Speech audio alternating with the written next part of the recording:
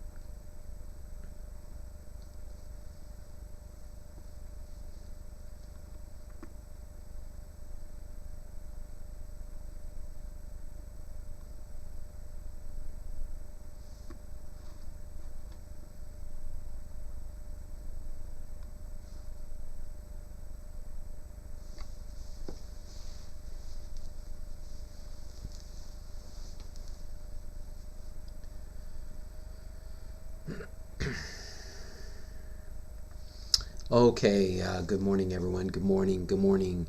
It's 10:02, February 6th, and we're going to start the meditation. Took a friend, ran an errand with him this morning. He's a dear friend who's very conscious and aware. So I love being around people that we can connect and align with from a place of consciousness, not from a place of our lower chakras where the shame and guilt and blame are at. And this is one of the reasons I do what I do, is because I've been in enough misery. Misery can be a beautiful catalyst for change, as I'm sure everyone can probably relate to at times. So I'm grateful for the misery because it has led me to a deep exploration to remember the truth of who I am. And so I invite you to explore that with me today. Let's meditate. So just getting yourself nice and comfortable. And just take a nice deep breath in. And really just letting go of all the past and letting go of really all the nonsense, the garbage, the baggage that we carry in our first three chakras for sure, where shame and guilt and blame are carried. Just letting all of that go. I really mean all of it. We do not need to carry any of these burdens. You can just give them back to God, or just making the choice to let it go right now. That's my invitation to you. Letting go of all your opinions, all your stories. Letting go of all of your attachments. And I feel this coming up for me more and more all the time. So you've probably heard me talking about it more and more.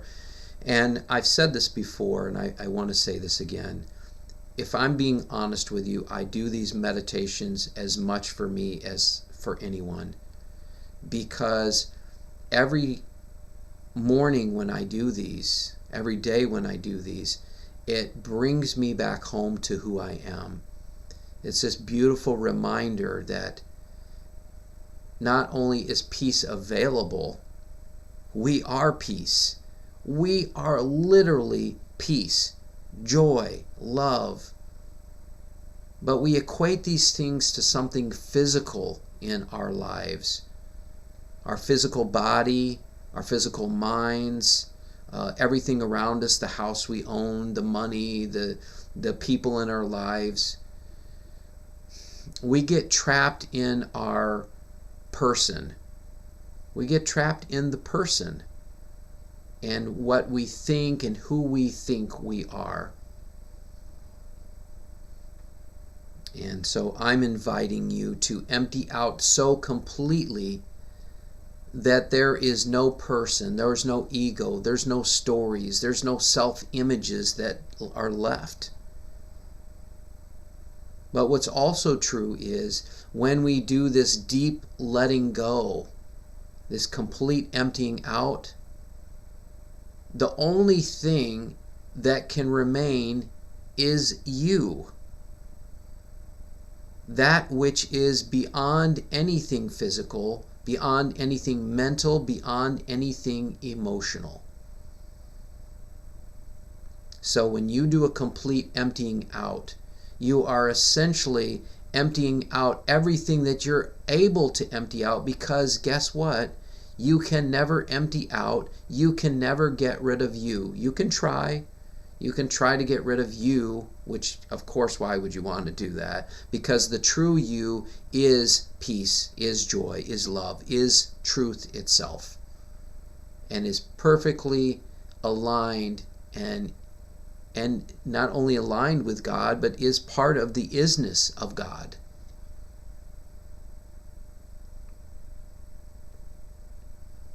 I say these things, again, so many of these things that I say, it's just things that I need to hear over and over. I need to let go of this old way of thinking that I'm a somebody.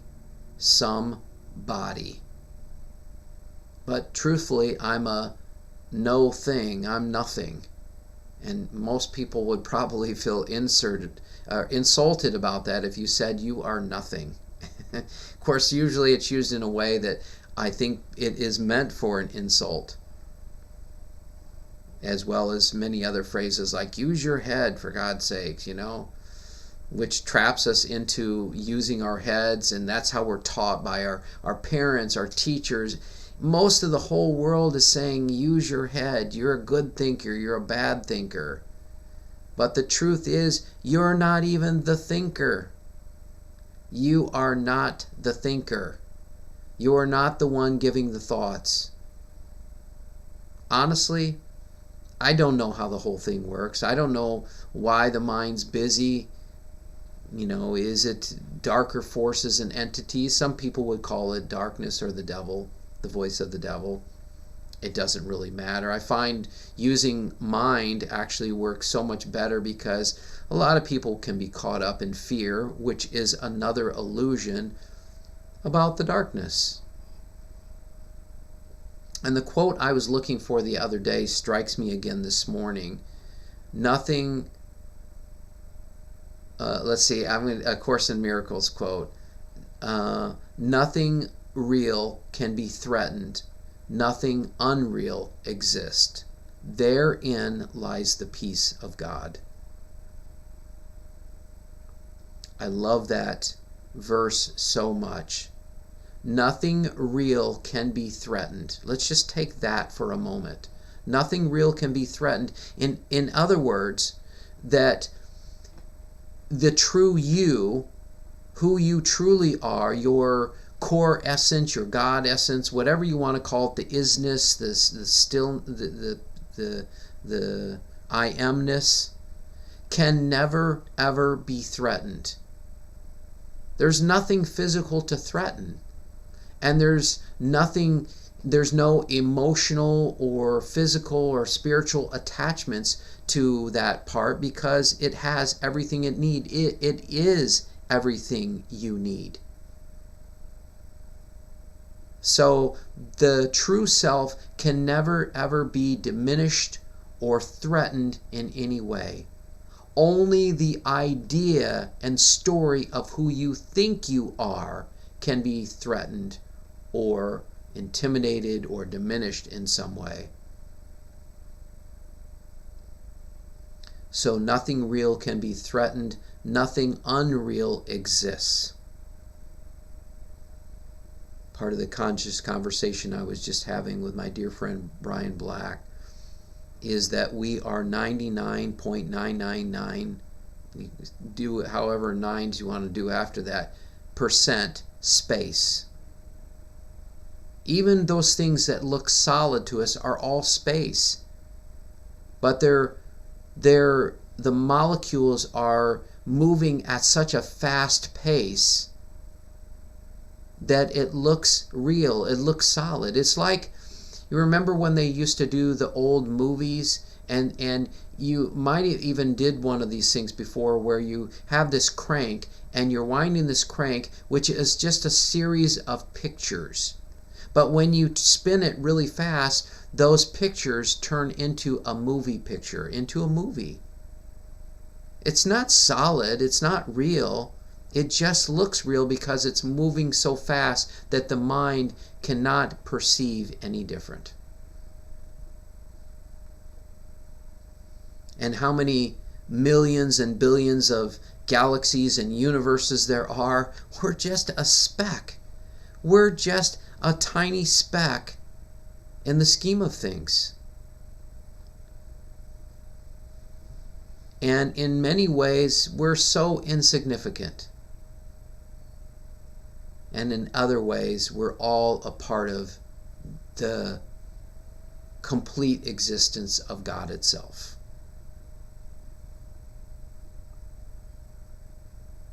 And right now, I just invite you just to really surrender, fully allow your body to just surrender and sink into whatever you're physically being supported by.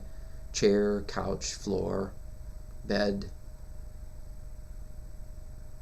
Just allow your body to completely relax so that there's no effort, there's no trying.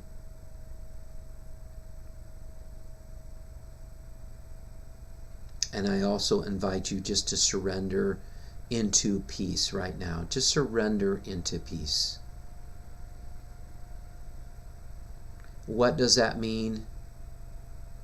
It means, at least for this meditation, that's all I'm asking you to do. If you want to pick up your stuff afterwards, feel free to do so.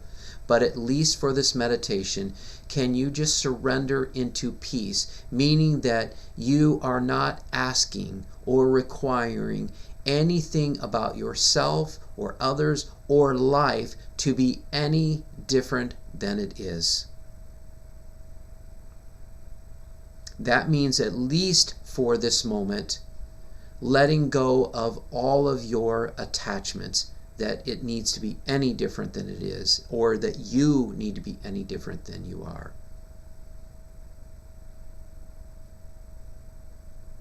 Because the true you doesn't need to be different in any single way. Only the idea, the person, this thing that you have, this idea that you've come up with as to who you are, this concept, this belief, this ego, this personality, it's all just a bunch of stories you've accumulated over the years, perhaps lifetimes, that have come to be the description of who you think you are.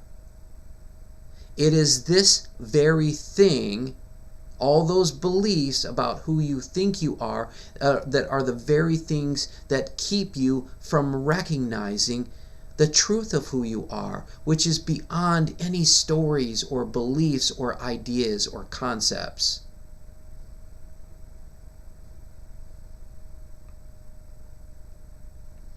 And when I share with you that you are everything you need, of course the mind says this is nonsense, this is bullshit. The bullshit flag goes up. You're telling me that I have all the peace, I have all the joy, I have all the love that I need right now. Not only am I saying you have all of it, I'm saying you are all of it. But I'm not here to convince you or persuade you of anything, not one single thing. You don't have to believe anything I say. Don't believe anything I say. I'm just inviting you to explore with me, that's all. Is there a possibility that there's something more beyond your body? Something more beyond your mind? Something more beyond all these thoughts and beliefs that you've accumulated as who you are? That's all. We're just exploring with this.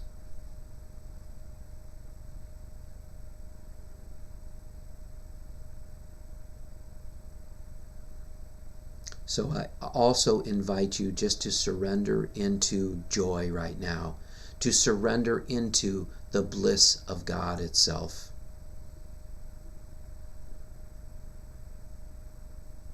And what does that mean? Again, it means no resistance to life. You cannot experience joy or peace or love truly if you're resisting life. And resisting life, again, connects to having any attachments, which, by the way, are all perceived ideas and thoughts from the mind of what it thinks you need to be happy. But I'm inviting you to go beyond all these beliefs of what you need to be happy, because the mind does not understand, nor can ever understand, what true joy is. At best, it can give you a few fleeting moments to travel to some exotic land, and you'll be happy for a little bit. But the longer you stay, the more you realize it's the same situation. And yes, maybe you'll earn a bunch of money or win the lottery, and for a short period of time, maybe you'll have joy. All these things, the mind is reaching out for something external. But everything in life changes, right? Buddhists tell us that nothing is permanent. Nothing is absolute. And I would say the only disparity I would have from my limited knowledge of Buddhism is that I would say the only thing that is permanent is the truth of who you are, that is beyond any form, idea, thought, or feeling, or belief.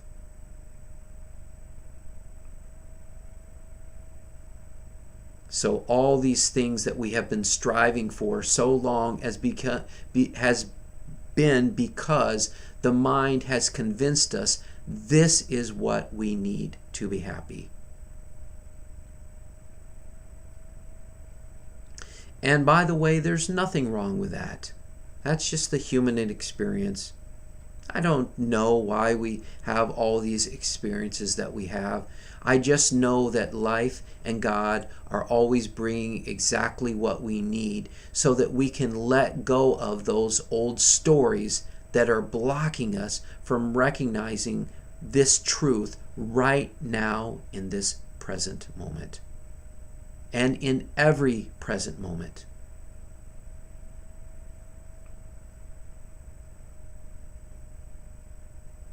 You can never get rid of yourself, no more than you can ever get rid of God. It's like a fish trying to get rid of the water. It can't happen. At best we can do, or perhaps I should say at worst we can do, is to just not recognize that we are already the truth that we have been seeking.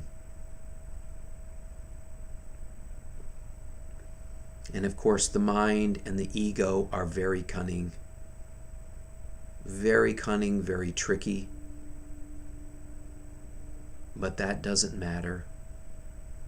Anytime you notice that your mind is getting busy with thoughts, with beliefs, with feelings, simply notice the thought about it. Allow it to gently and pass on by, because you are not that, and return home to who you truly are, which is returning home to the present moment and returning home to the one who is aware of all of it.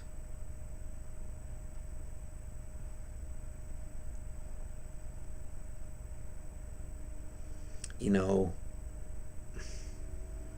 I don't practice, as I think all of you know, I don't practice what I'm going to say, what I'm going to share. I really do my best to get my ego, my personality out of the way so that only the emptiness and truth of who I am remains, and that I speak from that truth. So I don't know necessarily I shouldn't even say necessarily, I don't know what's going to come out. I literally am saying the words as they're flowing from my mouth, in hopes that, of course, that I will come from that place of truth of who I am. But the one thing I've noticed is that there can never be enough words or the right words to just simply have you be that truth that you are, have you be that isness, that I amness that you are. So at best I can just get my ego, my personality, my stories, my beliefs out of the way, that this sweetness, this pureness, this expression comes through my mouth that will help you to recognize those things that are blocking you from simply being the truth that you are right now in this moment, in every moment.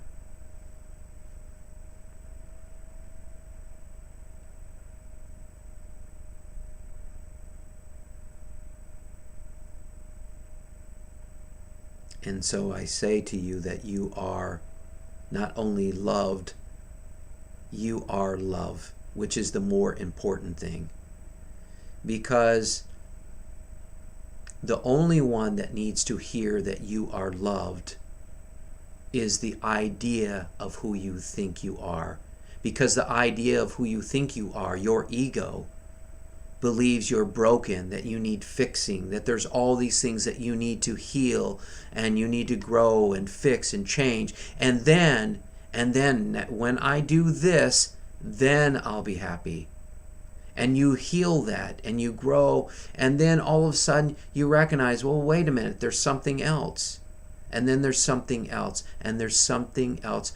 And with the mind, with the ego, there will always be something else. There will always be more. The mind is never satisfied because it's rooted in the judgment, the duality of right and wrong. And I always feel it's a little tricky waters to speak about duality, good, bad, right, or wrong, because the mind is so steeped in opinion and self-righteousness to say, what, you're telling me that this is not, that there's nothing wrong with this? I'm not here to debate right or wrong, because the very debate engages the mind and the ego. I am simply inviting you to look. Is there something beyond right and wrong, good and bad, where everything that life and God are presenting, what we call good and bad and right or wrong, are the very things that are here for our awakening? They're the very things that are being presented to us so that we can see where we are stuck. We can see how we're caught in the egoic beliefs of right and wrong. But everything that your mind tells you is bad or wrong are the very things that you can use as a springboard for awakening. Oh my God, a terrorist killed all these people.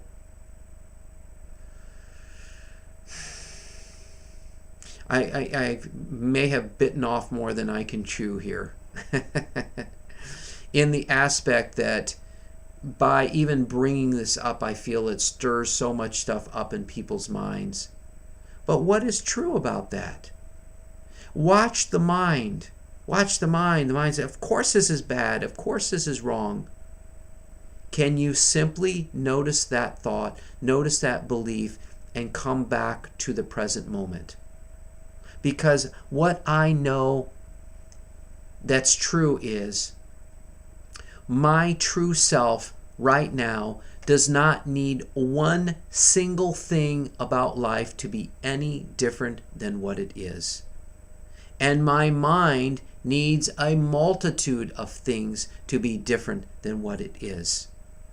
Of course, all the killing, the climate change, and we could go on and on. The list is endless. It's literally endless because the mind and the ego will always have some kind of opinion about who's messing up now.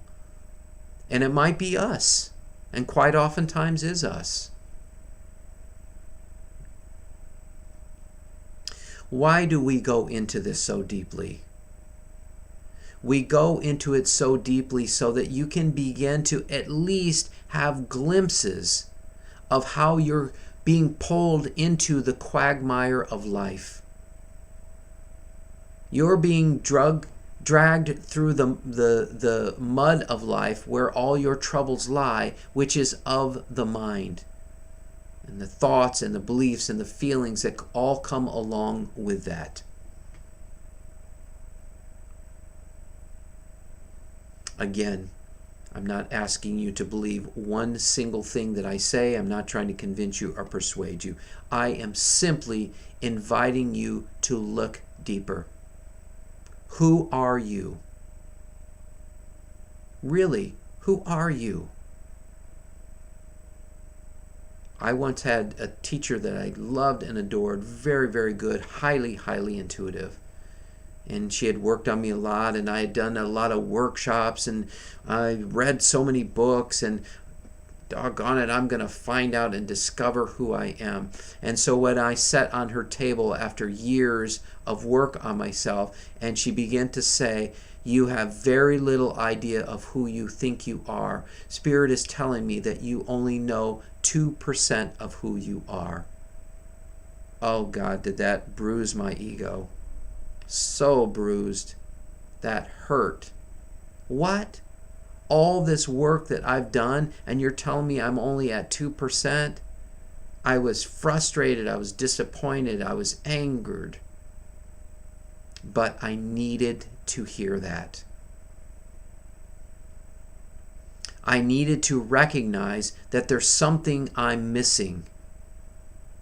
And that something is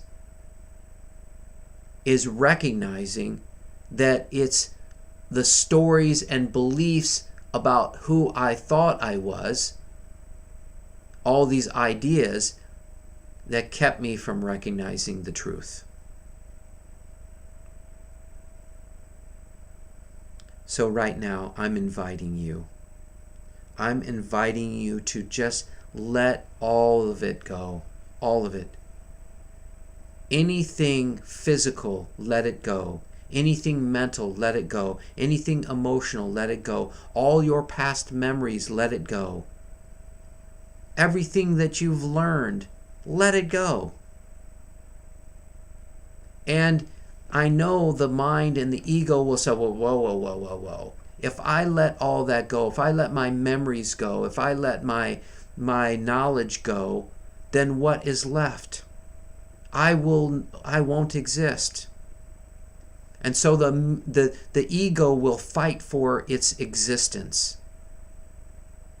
It will fight for its existence.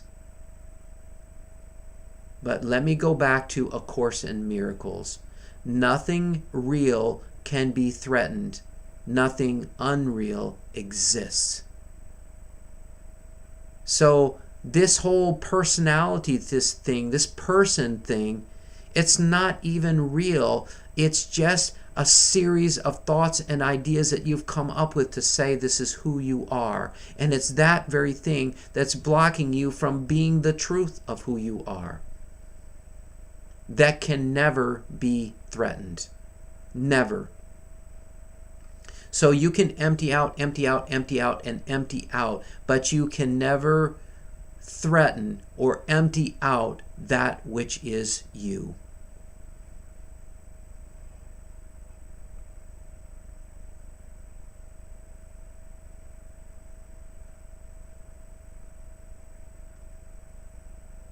Some spend their whole lifetime and lifetimes looking, searching for happiness, to not recognize that it's always been here. How far do you need to go to experience the truth of who you are? Not one single inch. Nowhere, because you are you. There's nowhere to travel. There's nowhere to go. You don't need to climb a mountaintop. You don't need to search out the greatest gurus in the world or any guru. You don't need to read any more books, because knowledge will not be your awakening. Your awakening will be the recognition that you are not those things. You are not the mind. You are not the body. You are not your thoughts, feelings, or anything outside of you. I don't even want to say outside of you, because the you is formless, is non-physical. You, the true you, is simply conscious, empty, conscious awareness. You're the one that is listening to this meditation. You're the one that's aware of your breath. You're the one that's aware of your thoughts, your physical body, your physical mind.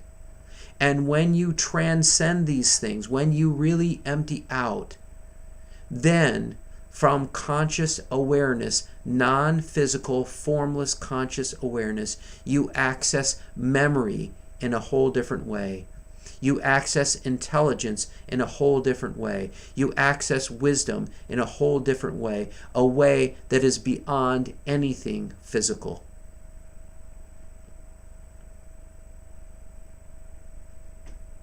And if you feel you can't fully empty out right now, I invite you to do this for just one single moment. Just one single moment where you totally empty out and you experience, even get a glimpse of the truth of who you are. To recognize that you are not all the stories you've accumulated.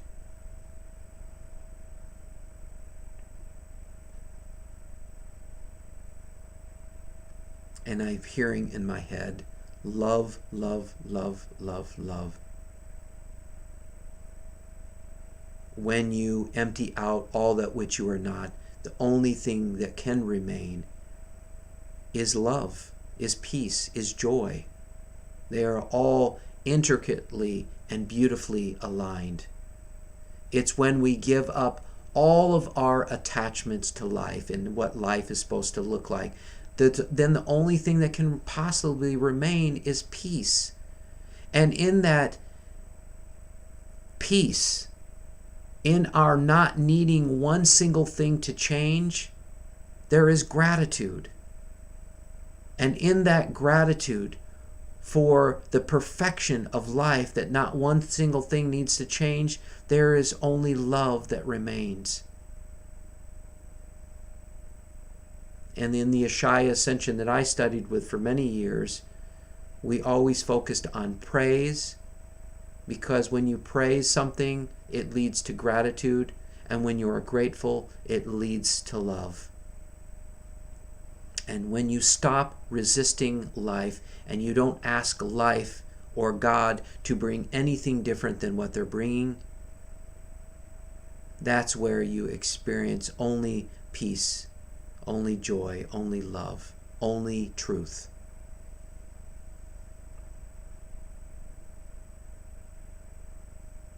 So when I say that you are perfect and whole and nothing needs to change about you, this isn't an idea or concept for me. This is me connecting with that truth that is beyond anything physical.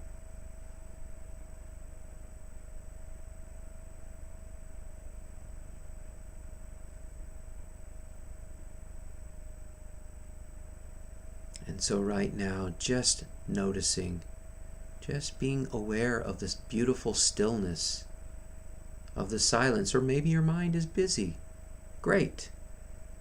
Just simply notice that. People misunderstand meditation or even life or the truth of who they are in the aspect that they think the mind has to be busy or has to be still in order to be at peace. No. You just have to be conscious and aware of the busyness of the mind. That's the only difference. When you are conscious and aware and you are simply witnessing the thoughts, witnessing them without any need to fix or change them, and witnessing them knowing that they are not you, that is just the mind being busy, then you can be at peace with whatever thought you have or with whatever feeling you have. You can observe them all without a need to fix or change them because you recognize that that is not who you are.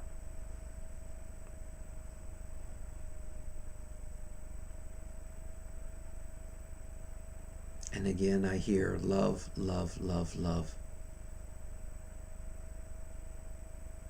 So right now, I just invite you, if there is any even single atom or molecule that you're holding on to, I invite you to let it go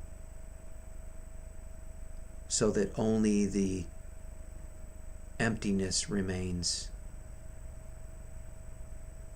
Only the pure nothingness, the pure isness, the pure beingness remains. Where you are able to just simply be a witness to your physical body.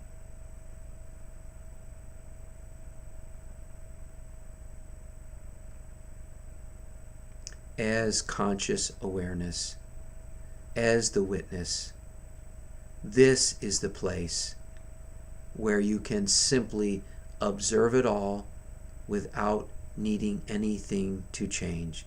And that is called peace. That is called you.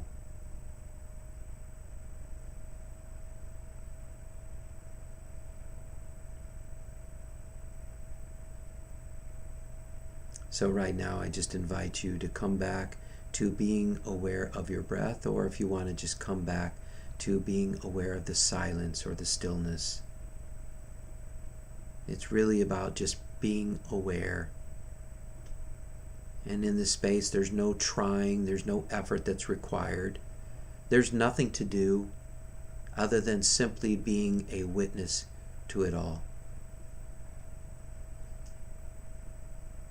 And when the thoughts come in, just let the mind do what it wants to do. And notice this during the day too when you're walking around. Notice if you feel stress, notice that means the mind has gotten busy and there's some kind of false belief you are connecting with, you are identifying with. That's fine. That's perfect. As soon as you have that awareness, you don't need to fix or correct your thinking or do this self-talk. It's okay. You'll be all right. Your love, your peace, your joy, you are the truth. This isn't about convincing anyone or anything. I don't do that with you because you don't need to do that with yourself. Just simply recognize that you are not that stress, that you are not that thought. You are not that suffering. That is just a thought your ego has believed in and somehow you have identified with as if it's the truth of who you are. So as soon as you recognize this, just let it go and come back to the present moment, which is coming back to who you are, the one that is a witness to it all. And let's just practice that right now.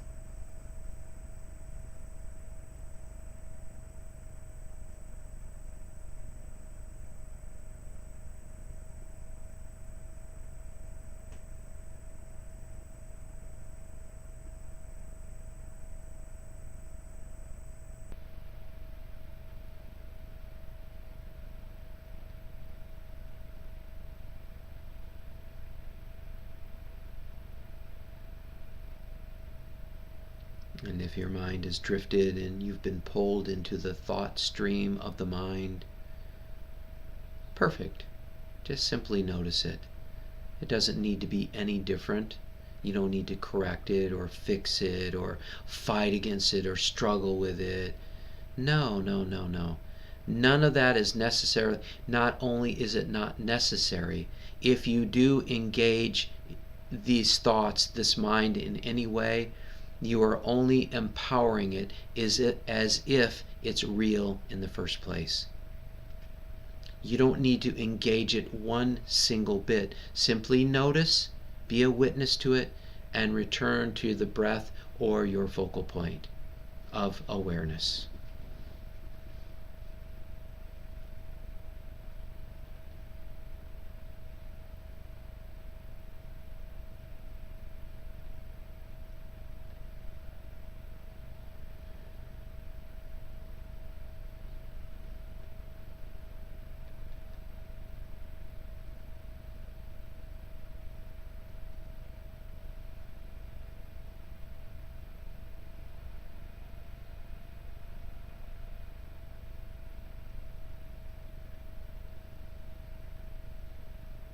And if your mind has drifted, again, just gently and effortlessly allowing the thoughts to pass on by and coming back to being aware of your breath or whatever you're practicing awareness with.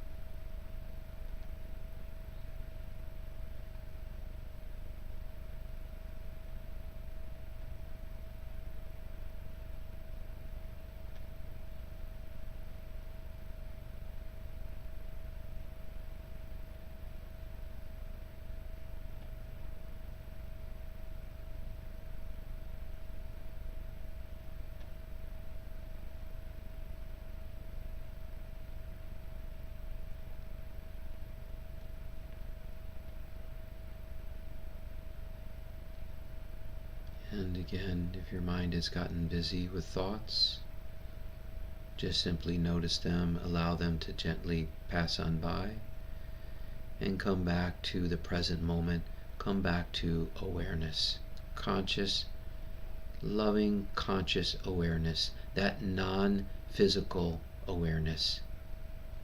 And remember, it doesn't take anything physical, no physical form, no physical body or mind or anything physical to be aware.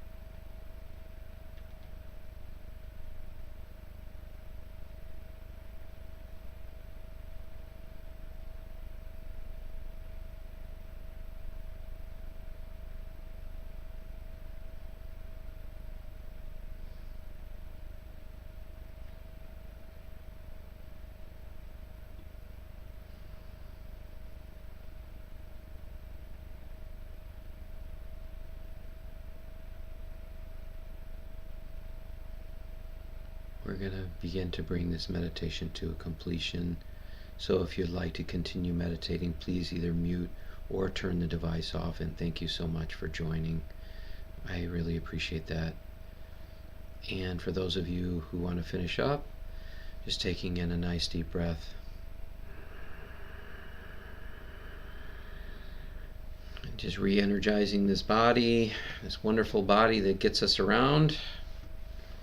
And moving it around, stretching a little bit. And taking your time, and whenever you're ready, opening your eyes. I'm going to take a peek over here in Facebook land.